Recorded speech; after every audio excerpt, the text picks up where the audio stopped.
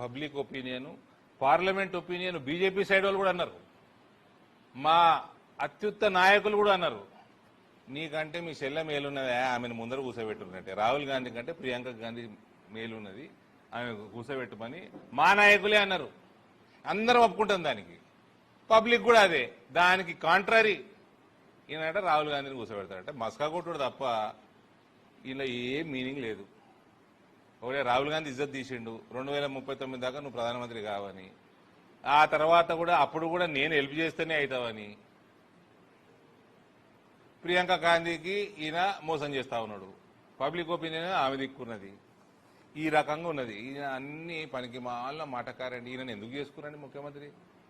కోమటిరెడ్డి వెంకటరెడ్డి గారు ఉంటారండి, ఆయన ఇది జెన్యున్ పర్సన్.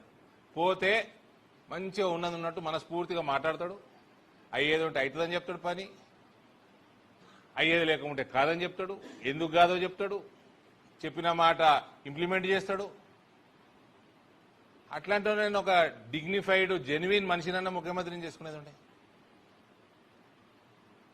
వస్తారు, ఇట్లాంటి వాళ్ళు వస్తారు, క్యాంపెయిన్ చేసుకుంటారు, మస్తు చేసుకుంటారు.